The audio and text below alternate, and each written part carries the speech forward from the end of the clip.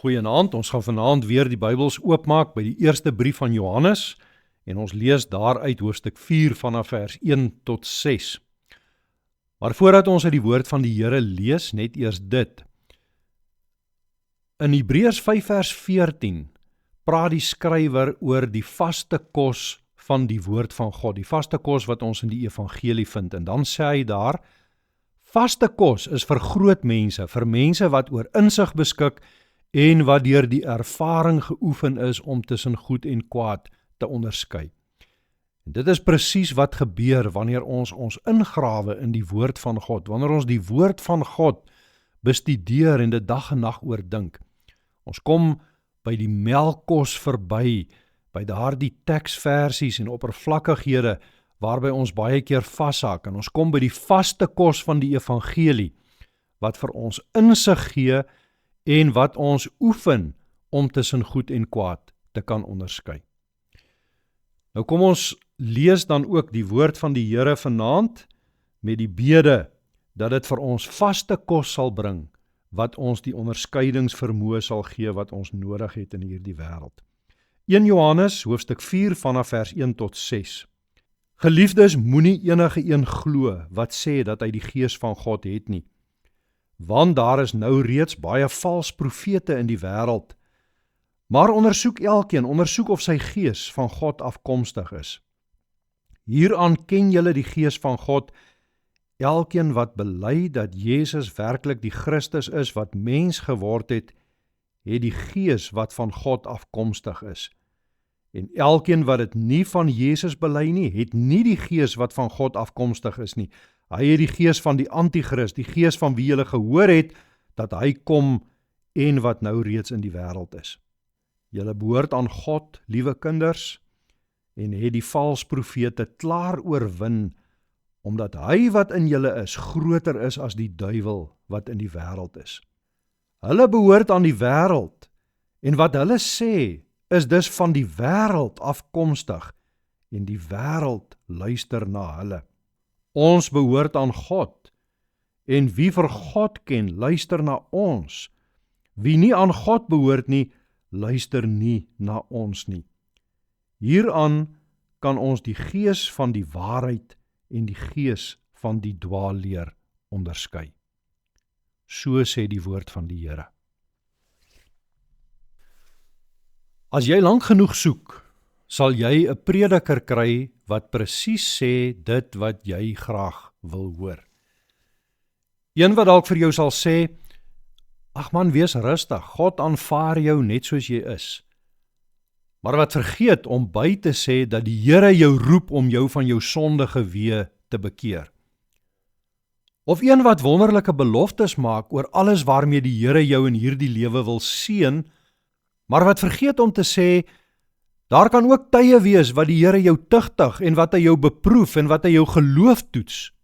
Een wat voorspoed en gesondheid en selfvervulling preek, maar wat niks sê van jou grootste nood, jou sondenood en hoe God jou daarvan wil red nie. Enige boodskap en enige preek kan baie maklik geestelik klink wanneer jy God se naam gebruik en 'n paar Bybelwoorde daarin gooi. Maar Johannes waarsku, nie elke stem wat oor God praat, kom van God af nie. Die gelowiges aan wie hy geskryf het, is ook deur vals leraars verwar. Johannes wys egter vir ons in hierdie gedeelte, die verantwoordelikheid om die evangelie suiwer te hoor, lê aan twee kante. Dit lê aan die kant van die leraar wat die waarheid moet verkondig, maar dit lê ook aan die kant van die hoorder, wat verantwoordelik is vir wat hy soek, die gesindheid waarmee hy soek, die hart waarmee hy soek. Vers 5 sê vir ons, die vals leraars praat uit die wêreld en daarom luister die wêreld na hulle. Waarom? Hulle boodskappe pas by wêreldse begeertes. Dit plaas die mens in die middelpunt, nie Christus nie. Dit plaas my geluk, my drome, my sukses, my gemak in die middelpunt. En God word net 'n middel tot 'n doel. God word net die een wat my planne moet seën. Jesus word die een wat my moet help op die pad van selfverwesenliking. Lewe jou beste lewe nou saam met Jesus, sê hulle vir jou. Word die mens wat God wou gehad het jy moet wees. Kry die lewe waaroor die Here vir jou gedroom het. Dit is die dinge wat jy baie keer sal hoor. Die mens in die hier en nou is wat in die middelpunt staan. Paulus het ook by geleentheid gewaarsku dat mense vir hulle leraars sal uitsoek wat sê wat hulle graag wil hoor. Die probleem is dis nie net predikers wat die waarheid verdraai nie. Hulle verdraai dit want daar is hoorders wat aan hulle lippe kom hang wanneer hulle 'n skewe waarheid kom verkondig. Daar is hoorders wat die evangelie kom soek met selfsugtige wêreldse begeertes, en as die prediker dan niks anders preek as Christus, as die evangelie van sonde en verlossing en 'n blye, dankbare lewe nie, dan stap hulle weg. Want hulle wil dit nie hoor nie, dis droog, dis afgesaag, dit is so gister. Dit is neerdrukkend om heeldag te hoor van jou sonde en jou onvermoë om jouself te red, en dan gaan soek hulle vir hulle predikers wat baie meer opwindende dinge wil preek. Die Here wil jou seën, hy wil jou ryk maak. Ek het vir jou goeie nuus, ek het vir jou groot nuus oor hoe God jou gaan seën. Maar dit is nie die seën van die evangelie nie. Johannes sê eintlik hier vir ons, die vraag is nie, was dit 'n mooi preek nie? Was dit interessant? Het jy dit geniet nie? Die vraag moet wees, was dit die waarheid? Was dit die evangelie van Jesus Christus wat jy gehoor het? Die vraag is, watter Jesus word hier aan jou verkondig? Is hy die seun van God wat mens geword het, wat vir sondaars gesterf het, en wat as die Here gehoorsaam en geëer en geheilig moet word? Stem hierdie boodskap ooreen met die apostoliese woord? Onderskeiding in die geloof groei nie deur af en toe 'n 30 sekonde video met godsdienstige boodskapies te kyk, of prentjies met Bybeltekste of waarhede, of oppervlakkige geestelike slagspreuke te lees en aan te stuur nie. Onderskeiding in die geloof groei wanneer jy jou ingrawe in die woord van God. Dit leer ken, wanneer jy jouself stel onder die getroue verkondiging van die suiwer evangelie, wanneer jy jou laat leer en bereid is om gekorrigeer te word, om gehoorsaam te luister wat God sê en jouself op die regte pad te bring as jy dan op die verkeerde pad was.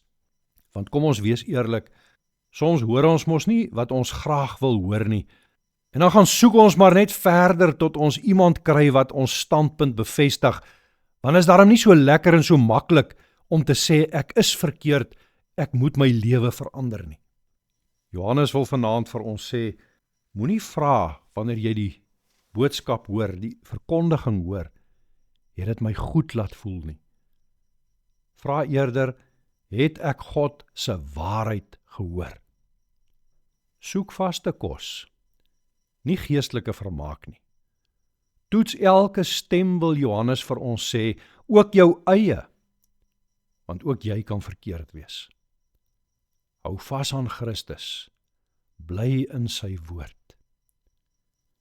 En moenie bang wees nie, Johannes sê dat onderskeiding en oorwinning oor die vals profete moontlik is, omdat hy wat in julle is, sê hy, groter is as die duiwel wat in die wêreld is. God laat nie sy kinders alleen tussen leuns en valsheid nie. Hy het sy gees gegee om ons deur die woord in die waarheid te bewaar. Kies daarom die waarheid, soek die waarheid, selfs wanneer dit jou ontbloot as sondaar mens, as mens wat ook soms verkeerd is. Want die waarheid wat jou wond, is die waarheid wat jou na Christus toe bring, en Christus is die een wat red. Amen. Kom ons bid nou saam. Here, ons bid dat U ons sal bewaar in U woord. Gee ons 'n honger na U woord en 'n nederige hart wat bereid is om te luister, om te leer, om reg gehelp te word. Bewaar ons daarvan om net te soek wat lekker klink, Leer ons om die waarheid lief te hê, selfs wanneer dit ons ontbloot en ons tot bekering roep. Ons bid vir elkeen wat vanaand saam luister en saam bid. Here, U ken elkeen se lewe, U ken elkeen se omstandighede, elkeen se diepste nood. Ons dank U saam met elkeen wat vanaand bly en dankbaar is oor U seëninge, maar ons pleit ook saam met hulle wat hartseer is, wat in nood verkeer, wat swaar dra, wat groot behoeftes het. Here, wees naby elkeen, vertroos waar daar pyn is, gee wysheid waar daar onsekerheid is, voorsien waar daar gebrek is, en versterk elkeen wat al in die liggaam swak geword het. Laat U wil in elkeen van ons se lewe geskied. Bewaar ons deur U Gees, Vader, sodat ons in die lig van U Seun, ja, in U woord en in U waarheid sal lewe. In Jesus Christus se naam. Amen.